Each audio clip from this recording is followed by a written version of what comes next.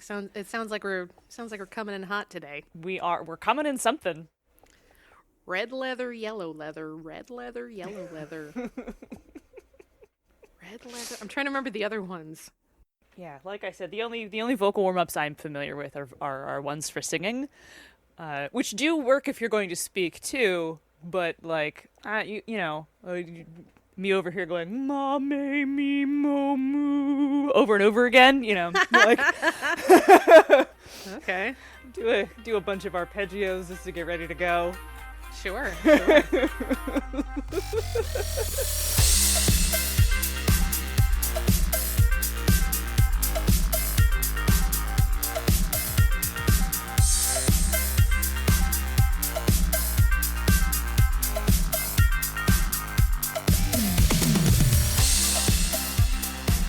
How's it going? It's been a while. A lot of things happened to me. Or around me. Around you. Are you okay? So far, yes, I am okay. All right. Yes. The network was worried about you. Oh, I'm sorry. I'm sorry, network. Misdirected Mark, I'm okay. For now. Dun, dun, dun. Dun, dun, dun. I probably shouldn't make jokes about that. Yeah, Rona hit me hurt my life, at least. I didn't get it. Good. My sister did, and her husband, and their infant daughter. So for a while, I was just sort of numbing out because there's just nothing you can do. Like, nope. And even if they lived in town, there's just nothing I can do. Thankfully, they've recovered with no complications. Their little girl is completely fine too. Apparently bounced back way faster than they did. Yeah, it's children are like that.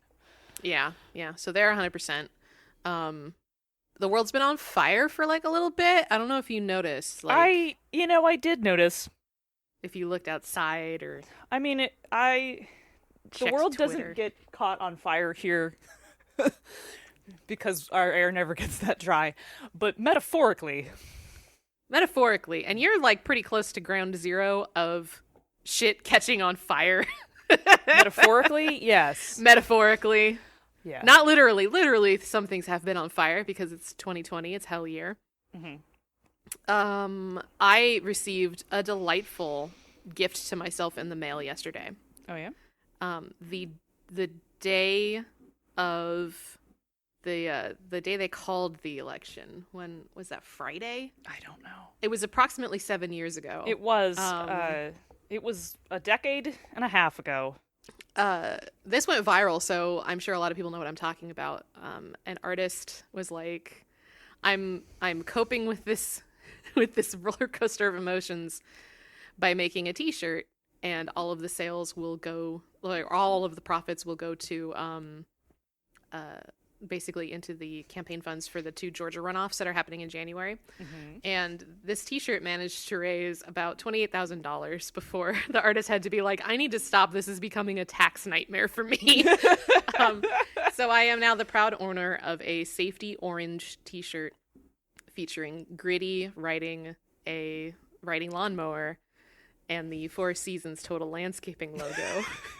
And beneath it says, "We are not Four Seasons Hotel Philadelphia." And it was funny when I ordered it, and it's still pretty fucking funny. While you were out, I had D fill in for you as sub-host. Sub-host? Sub-host. Wow. As in substitute, not as in beneath. Oh, okay. But I... Go ahead and take that take that in a weird way. And she called herself that. Oh, okay. So we've been doing kind of unscripted, like, long talks on mechanical stuff where we don't actually answer the question. Of course not. No, this is bonus experience. Well, hey, listen, our structured bonus experience shows do actually sometimes answer the question. Like, we have a thing like, what does this thing mean? And then we talk about what it means, or at least what we think it means. But these were just like, let's just chew the fat for as long as we feel like. Like how the first one was on social systems. Okay. Yeah. And we talked about like We talked about, because I played Bluebeard's Bride. Because I guess we're gonna shoot the shit about stuff we've played since the last time we talked. Hey everyone, this is Bonus Experience. Yeah, hi. We're a podcast with a deeper look at the play experience and the finer details of running and writing games. We're two queer women speaking with authority about games. Yes, we swear. Die mad about it. I'm Ray. I'm Monica. We're industry professionals. We sure are. It's been a bit, and it sounds like we're about to just sort of like do it. So I went ahead and did our intro. I hope that's okay. You did do the intro, and you did the intro from memory, I hope. I sure did. It's only been 3 years. We may as well get it right. I think that's the first time we've ever gotten it right. So we did a fucking great job. Yeah, we did. Can we just take a minute to talk about what a great job we did on our own intro? I'm so proud of us that we just finally managed to do our own intro correctly. We've come a long way, baby. From memory, which we can't do when it's right in front of us. No, it trips me up. I get nervous. All right, so you've played Bluebeard's Bride. Yeah, I got to play Bluebeard's Bride for an AP for the Story Told podcast, which is still not out yet as of the time of this recording. But I really liked it, and it was scary, but in a fun way. I'm so scared. It's scary. Okay. Tangentially related, the other day, H asked me if I had seen Alien or Aliens, and my response was, no, it's scary. You've never seen Alien or Aliens? No, it's scary. I mean, it's pretty scary, but it's also really good. Yes, I know I know they are masterpieces of cinema, but it's scary. It's scary. It's scary. The alien queen gonna get me. Please. But anyway, yes, I played Bluebeard's Bride, which is really, I did a whole episode with Dee about like how Bluebeard's Bride's mechanics specifically curate an intentional type of conversation.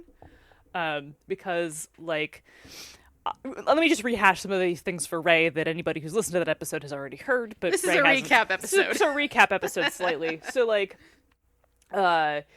Bluebeard's Bride, I'd always been badly sold on. Like someone has always been like, oh, it's this like misery tourism game about dying as the serial killer's wife. Bleh. Okay, and what it actually is just a game about telling a very scary ghost story. Oh. Yeah, okay. Yes. So, like, it's not... I'd always been like, oh, it's depressing, you can only die at the end. But, like, the point is that everybody buys into the horror of you being doomed or escaping, but at a cost, you know? Like... Right. And it is literally mechanically tuned so that everybody tells a ghost story together. That's cool. It's really cool. And that's cool as hell. There is a meta rule called Shiver from Fear or Shiver with Fear or something like that, where when you, the human being playing because you don't play different characters, everybody plays an aspect of the bride's psyche. Okay. So you are collectively a group of people steering the horror movie protagonist through the story. Cool. And, like... all of them are also sort of reflections. Like, there's also got this, like, really kind of brilliant but heavy layer of, like, all of them are also reflections of, like, how society puts certain expectations and impetuses on women. And, like, polices their body and their thoughts and stuff like that, because each one of you defines a certain part of the bride. And then you also have to say, like, what do other people dislike about your face? Like, literally. So, like, there's this whole level of, like, how do other people control you? Which sets up the, like, psychological horror of the ghost story that you're about to tell together. Okay. But it's cool. Like, you have to buy into it, but it's cool in a scary psychological horror kind of way. And I think if there were men playing the game, which I'm not against, like, I don't want to make that sound like, oh, men, but, like, I think it would have been even cooler if it had been a group of all women. But anyway, do recommend you try it at least once, because it's fun and scary.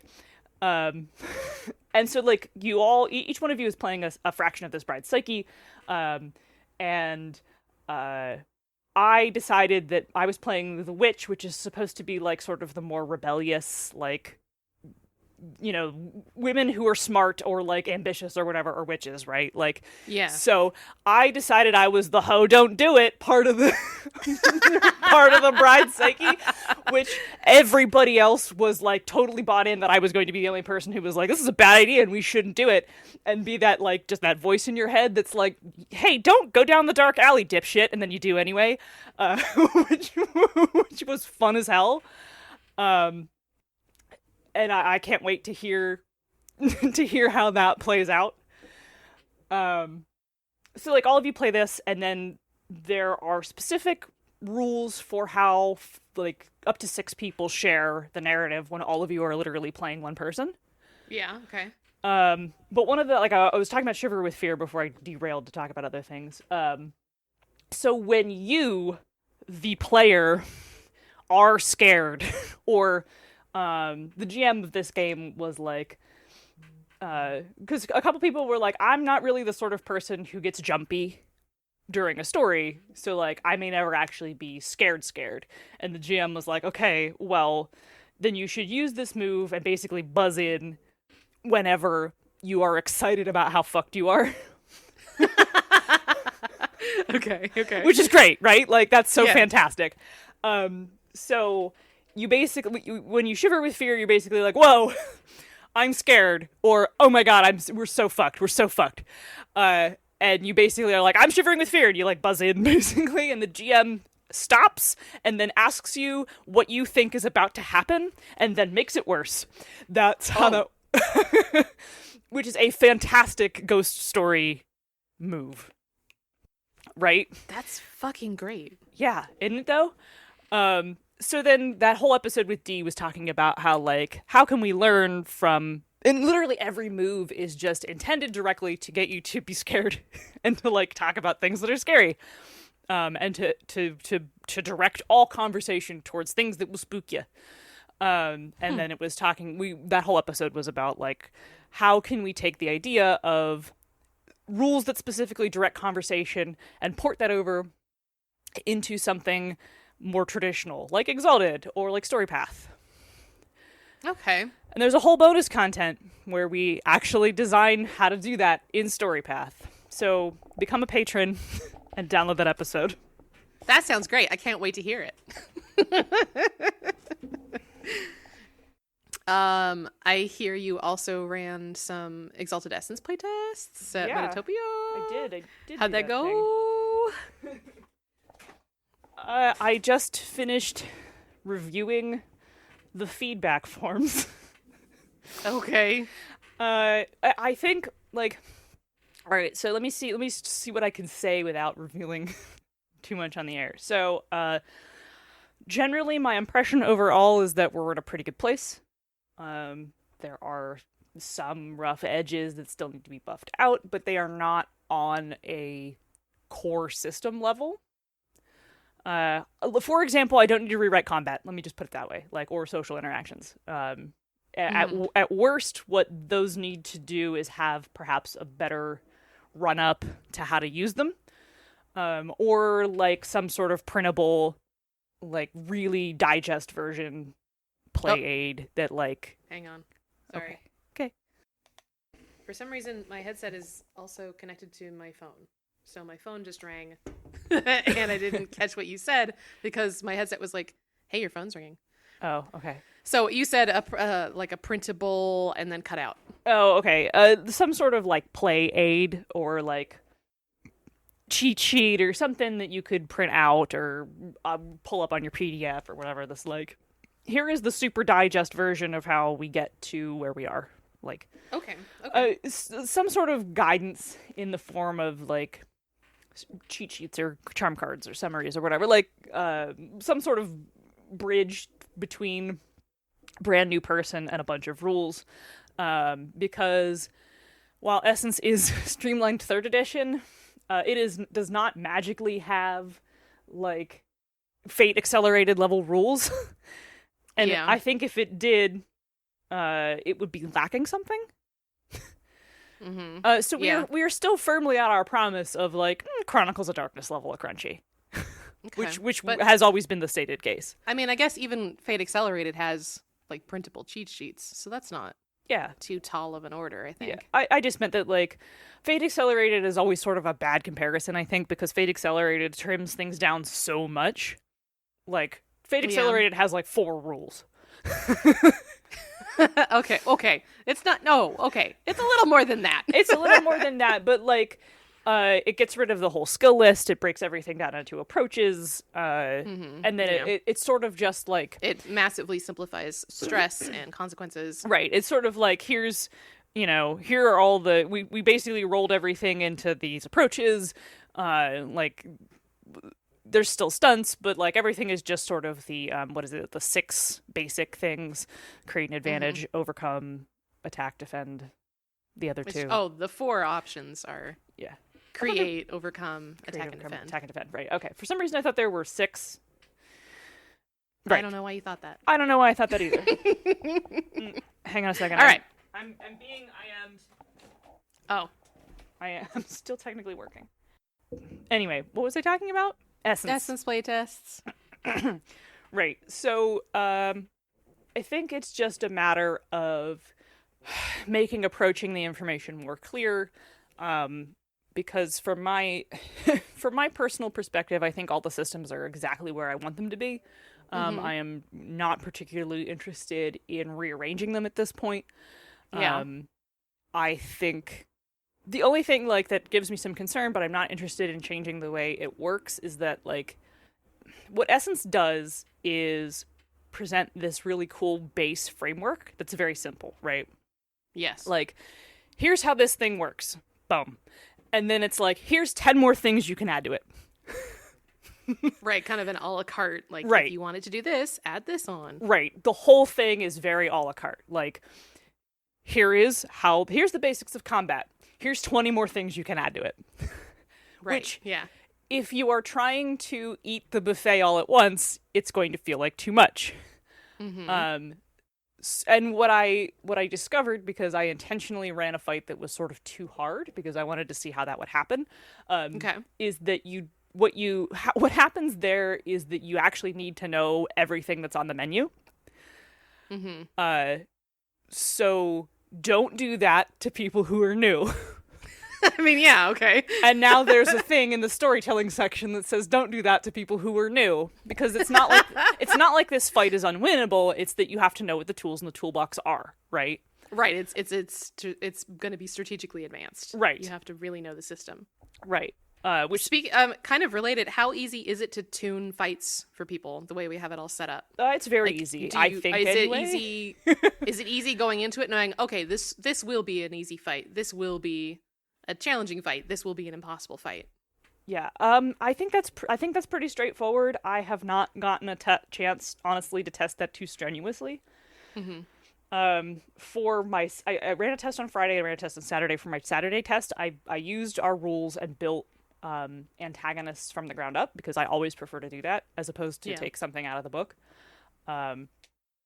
And that worked out great. Good. Excellent. And what I was like, so Friday I'm gonna use something straight out of the book. I'm gonna do something I know is too hard. I'm gonna see what happens. And then Saturday I was like, I'm gonna prove to myself that the system does in fact work, because I was feeling sort of bad about Friday. Oh no. And I'm like, no. Can I know what you threw at them on Friday? I think it was the Militant God, which is like a hardness 8. Oh. Yeah, it's a really hard fight, but there were also 6 PCs. So 6 PCs had trouble with hardness 8, huh? That's exciting though. They did, but in sort of a slow way, because they didn't know. One of the things that was like always difficult for me with Exalted was getting into like trying to tune those encounters, feeling like, okay, this should be a difficult fight, and then just the whole thing getting blown out of the water. Right. So 6 PCs had a hard time with hardness 8, but in a slow and kind of boring way, only because they just kept hammering at it, because they didn't know, like, reveal weakness, knockdown, knockback, like... Right. They weren't, like, building power or using gambits or anything like that. Like, build up your power, start using gambits, debuff it, like, because there's a ton of debuff options. Yeah. So, like, pretty much what I learned from that is... if you want to throw something really powerful like that right out the gate, everybody has to understand the tactical depth of that, right? Like, right. And so what it turned into was a grind, and I think people didn't really have a good time, and I was disappointed in that, but, like, that's why you test things that are too hard. It was a playtest, not a demo. Right. And then I was sort of feeling bad about it, and I was like, no, I know this system works. I know it works really well. I'm gonna do something that I think is perfectly balanced for their threat level, for Saturday. And I did, and it was awesome. Hey, so... all right. All right, so that's 2 successful tests. Yes. Like you tested what happens when it's way too hard and impossible, and you're like, it's not fun, so we need to make sure to put something in the book about don't do that. Right. And what happens when you try to do it perfectly, and the answer is it's great. The answer is it's great, yeah. So always do it perfectly. That's what we have. Good thing we have a story guide teller section. Good thing there's a whole section that tells you how to run the fucking game. How novel. How novel. Yeah, there were some complaints that I rolled my eyes at. People were like, I didn't like my pre-gen. I'm like, all right, sorry. Okay, that's not okay. That's nothing. That's a nothing complaint. Yeah, I guess if you have any complaint and that's your only complaint, that's like, all right, cool. Yeah. That's great. That means we're doing everything right. Shout out to the person who didn't like their pre-generated character. Shout out to the person who told me that this was an unfinished product. Yes. Yes. Also, shout out to the person who claimed there were exploitable loopholes and identified 0 of them. So, God. I could not have done this without the 3 of you. Thank you for your expertise. Thank you for your expertise. I appreciate it. Thank you for helping nothing. Couldn't have done it without you. Indispensable. So yes, the rest of it was all pretty good feedback. And I have already made some very minor changes to some presentation. Because one of the questions, because we did a sheet of questions, like a Google form of questions, and one of the things was like, hey, what did you find most intuitive? Because I definitely want to know, like, what we're doing good. Yeah. And then the follow-up question was, what did you struggle with? And then, what could we do to help? So I was mostly interested in, like, what people had a hard time grabbing onto, and what they thought would be useful to help grab onto that. And there were some pretty good answers in there. A lot of people really want some kind of, like, cheat sheet, or hitting the mic with my face, some kind of cheat sheet, or printouts or play aids or whatever. They're like, well, that's always been on the docket, so cool. Yeah. I feel like probably the hardest, like, I think it's an extremely intuitive system, and I think it has a really slick, a la carte approach to everything you want from an Exalted game. Which, yeah, it's a good survey of Exalted. Right. So, like, because it's like, here's kind of everything you want from an Exalted game, take your pick, it winds up serving you an awful lot. Like, yeah, it's a lot of content, because it's basically like, here is a sampler tray of Exalted, which is still like a 10-course meal, right? Like, yeah. So I think what it needs is, like, begin here and introduce these things slowly. Like, okay, if you were playing this from the get-go, start right here, move on to this thing, move on to this thing, move on to this thing, gradually introduce rule after rule until you are comfortable with what you have in your toolbox, right? Like, because the GM also has to know all the tools in the toolbox. Right. And the interesting thing was that Neil ran 2 demos too, and he had not ever tried to run Essence before, except for the one we did on the stream. Oh, okay. Which was during first draft, so the rules had changed pretty notably. Okay. So this is also a good test for, like, how do new GMs handle that? Yes, it was. So that was pretty cool. And I know that the 2 of us screwed up rules. So, like, some of the feedback was like, I didn't understand this. And I was like, that's probably because one or both of us explained it badly. And also, like, I kept getting kind of low-key annoyed with people because there was a Discord, a secret Discord channel on the OPP Discord where we were holding all of this. And people were like, well, this rule's not there. And I'm like, yes, you have 7,000 words of a 40,000 word section. Shut up. You have a quick start overview of the rule set. No, the specific rules for extras are not in there. Sorry. This is supposed to help you understand how to get started, not like I'm not giving you the whole thing. I'm not giving you the whole book. I was not allowed to give you the whole. Besides, you weren't going to read the whole book for a 2-hour-long game anyway. I don't know. Some super fans might have. They were going to just take it home and then pile up the chat with a bunch of like, I don't like the way this is phrased on page 32. I know how this works. Exalted thingies. God, I love you, thingies. Thingies. Let's see. So yes, I had a bunch of solars. Cool. At least one of them had solar-specific charms, but all of them were starting levels. So, like, for most starting level characters, it's like, here's a pile of universals and one of your Exalt type charms. And it doesn't help that a lot of the original solar charm kit got wrapped up into universals because solars had no flavor. Solars were just basic model Exalt. Guy who's good at whole thing. editions. Yep. Yeah, guy who's good at thing was their whole concept. Yep. I mean, it's still kind of their whole concept, except I think we've made it pretty interesting at this point. Thank you. I mean, yes, we have. Other people helped. I wrote some good charms for this game. All right, I'm gonna have to like circle back around to that later when we're not recording, I suppose. I've been playing D&D. Okay. I could talk about that for like a little bit. Yeah, talk about that for a little bit, because I've been taking up a lot of air. It's nice. I haven't talked to you in a while, and you know, there's been some stuff going down, and it's just like, can we just talk about games? Did you miss the dorky sound of my voice? Yeah.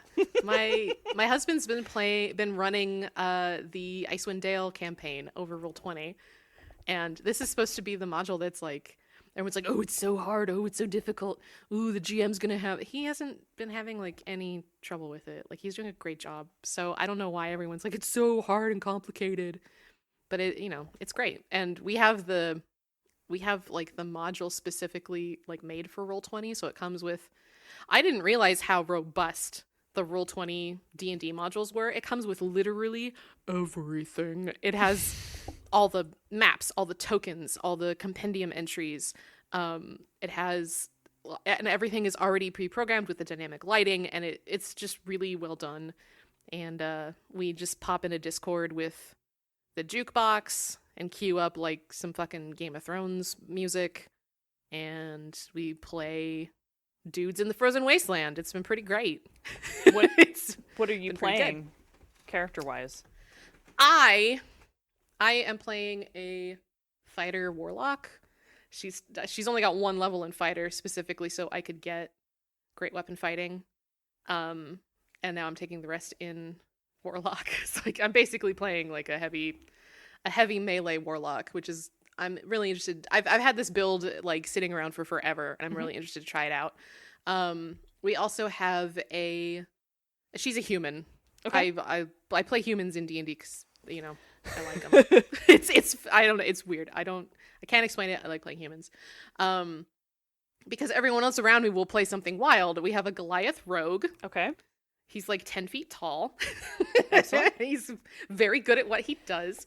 And his player uses a character voice every time. His player affects like this Cockney kind of like Skyrim level. It's very good. That is very good. Another guy is playing a Tabaxi. I think, did we ever get a clear idea of what Spence is playing?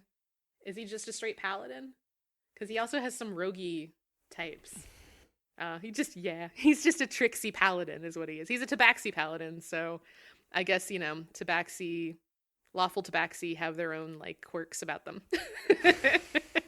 And since it's taking place in, like, the frozen north, it's like, do you want to be like a snow leopard? Yeah, I do. So he's, very fluffy and sweet and makes soup for everyone. What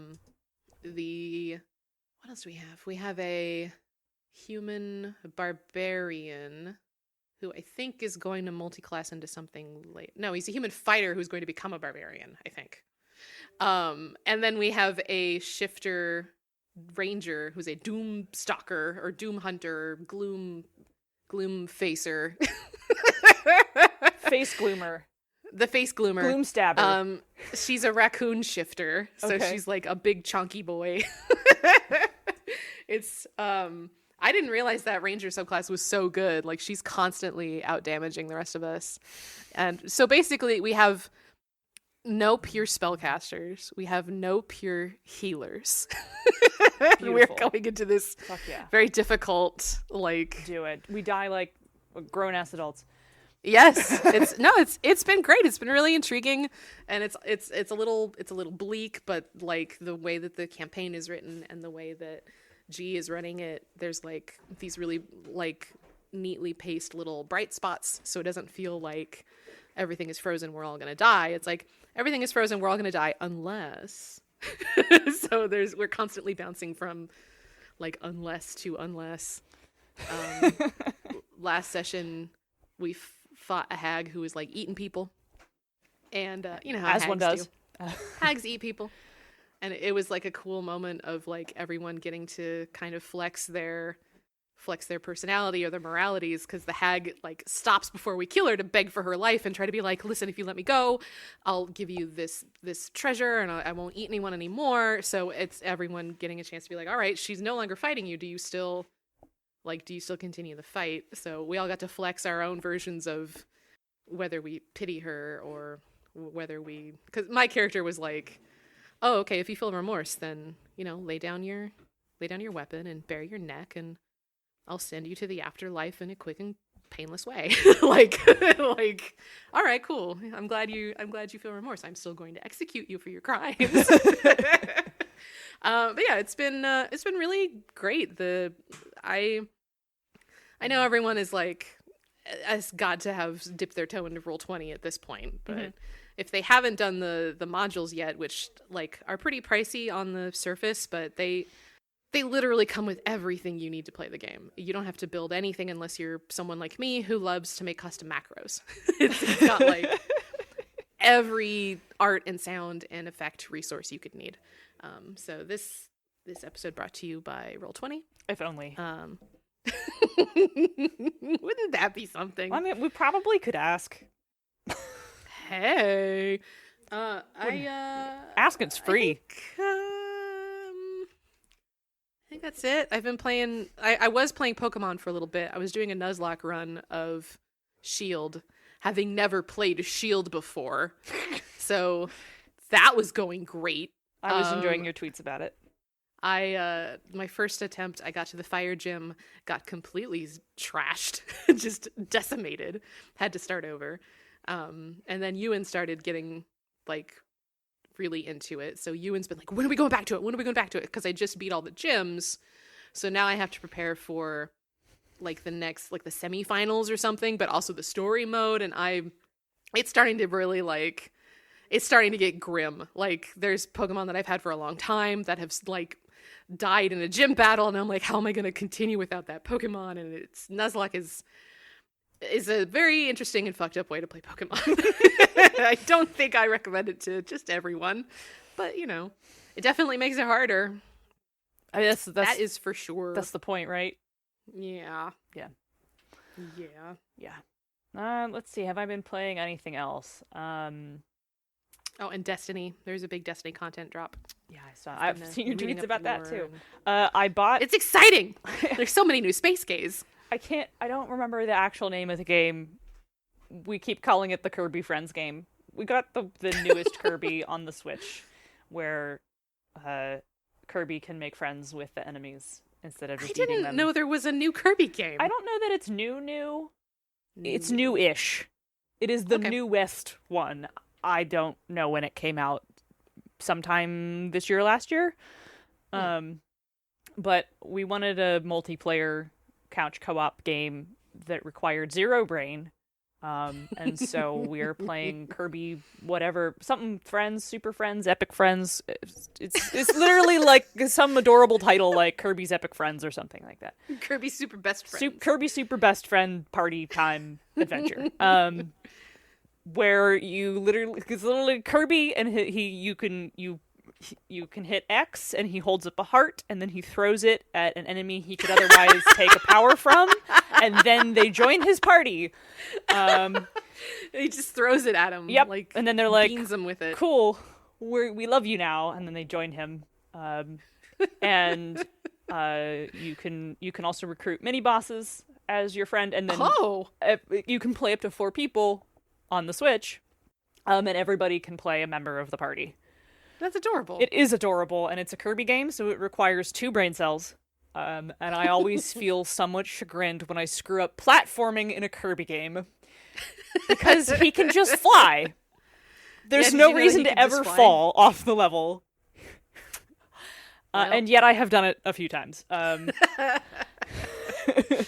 Everyone in the house is playing Hades. I still don't have Hades yet. I have not actually played it myself because I've already seen the entire game from H and Julia beating it a few times. Right. And it looks like a game that I would just get either lost in or frustrated by. So I was just like, the rest of you will play Hades for my entertainment. And it has been very entertaining. So I have been secondhand enjoying Hades. It is a very good game that I have not actually played myself. I miss Blaseball. I don't know what the hell is going on in Blaseball anymore. I have completely lost the thread. It's fine. The previous story arc ended. I think it kind of ended too quickly, but whatever. Some of that is because of the procedural generation. Yeah. There was a big climactic thing. The Crabs finally won a 3rd championship, which means they ascended, and now a new... Yeah, I saw the Crabs ascended. The Crabs ascended. The Monitor did, in fact, eat the bastard peanut nut god. Now there's a new villain, who is a coin who wants everything to be fair and equal. Which introduced the black hole and sun 2 weather, which just gave and took away wins, which meant that like one like best out of 3 went to like 6 or 8 games or something like that. It was ridiculous because it just like, while the idea of the black hole and the sun were kind of funny, like mostly what it did was just make games take longer. Wow, okay. But these 2 weren't mixed in with all the other bullshit weather, so like all the permanent modifications everybody had like voted for were no longer in play. Oh. So that was kind of anticlimactic. Huh. Well, you can't win them all. You can't win them all. Well, and that was sort of the like coda on the end of the story. And it looks like, because you know how it had been in beta, and it looks like now they're on a grand siesta, which is lasting at least 2 months. And it looks like they're gonna come back with the real version of the game. Oh wow! Okay. So, looks like they're maybe adding teams. I don't know. Okay. Or rearranging things. I don't know. All right. But coming up, they're doing every Tuesday they're doing exhibition matches where all the teams are totally rearranged by their coffee preferences. And it is called the Coffee Cup. Of course. Okay. with a bunch of guest teams. One of them is the game band, all turned into Blaseball players, complete with silly Blaseball player names. That's awesome. One of them is the like moderators of SIBR.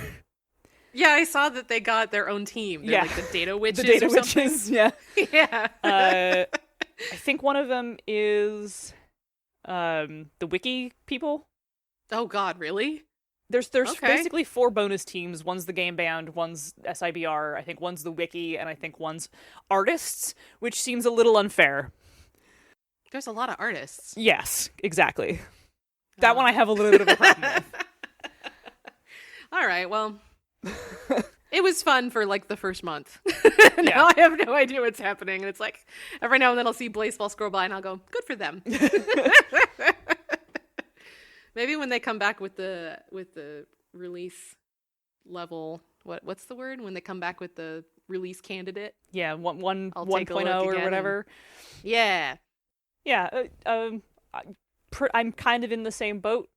I also kind of hope that they like change some stuff, or add options for things to do with your coins, because once you max out everything, it's less fun to play. It's just, watching numbers go up. It's just watching numbers go up and making money that you can't spend on anything, and there's no point in hoarding it. You can buy a lot of votes and then have them not matter.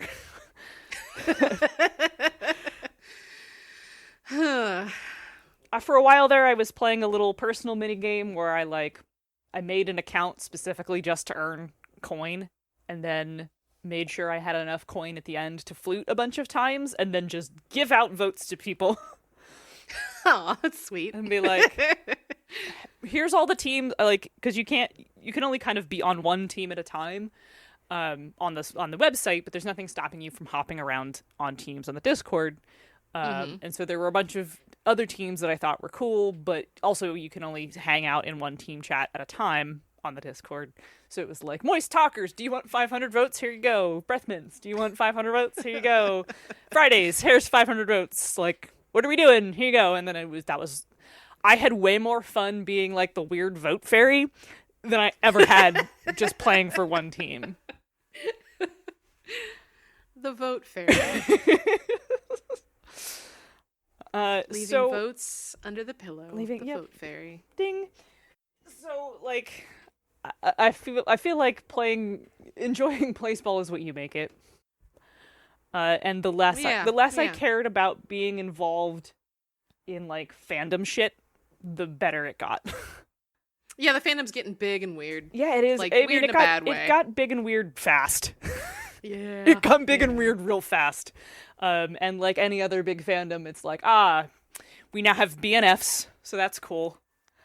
We have BNFs, we have discourse. Yep.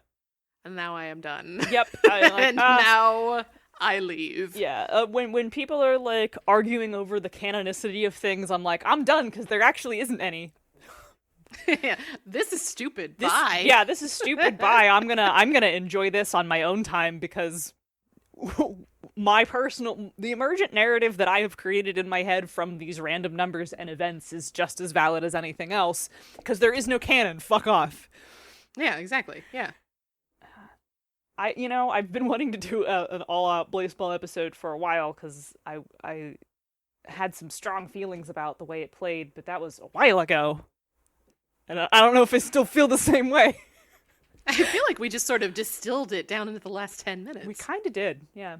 This was the Blaseball mini Super Best Friends episode. Little mini Blaseball episode right there. Apparently I have to call my HR guy to talk about my pay rate if I want benefits. So that's cool. Okay. That's not going to be cool. Well, I'm running out of battery life, so I'm doing this at 3:00, but it's as good a time as any to do the thing where we stop. Yeah. We didn't do a mid-episode break. Fuck. We'll get you next time. Swing around next time. BXP is brought to you by the Misdirected Mark Network. Bing. Thank you. Thank you. Just listen to the Misdirected Mark. That's the flagship show. Cool. That's it. There we go. I mean, okay, cool. Streams All right. on Tuesdays, I think. Monica. Yes. Where can they email us? They can email us at bonusexpcast@gmail.com. By the way, we have someone interested in consulting with us on the design of their game.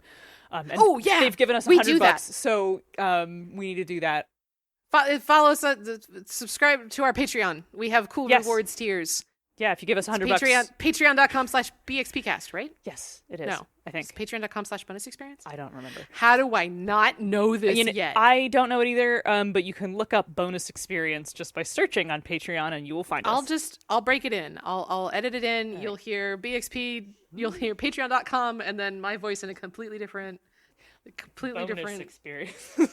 bonus experience. Yeah. Okay. Email us website, bxpcast.com. Yes, correct. Our Twitter. At bonus expcast. And your Twitter. At Zenith Sun. And your Twitter. No. No? I don't have an underscore anymore. Don't you? I almost did it. Ray W. Cole. Hey. Underscores are for chumps. And losers. Is that it? Are we done? That's it. Okay. That's it. All right. Everybody get out. Okay. I'm so glad to be back. Yeah, glad I to have missed you you guys. I missed you too. Let's not have anything bad happen for at least another month so that I can record a bunch of episodes. That would be nice. Change it if you want to. Change it if you want to.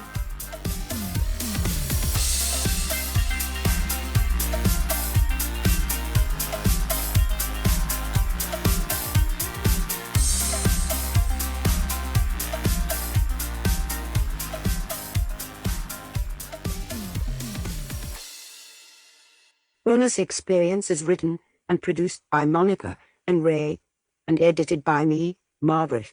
The Bonus Experience logo and cover art were created by Nina Studios. The Bonus Experience theme song is Reeves Nora's With the Light by Vanilla by Nature, and is here used under the attribution, non-commercial Creative Commons license. 4th edition Dungeons and Dragons is the best edition the line has seen yet, you not, at me.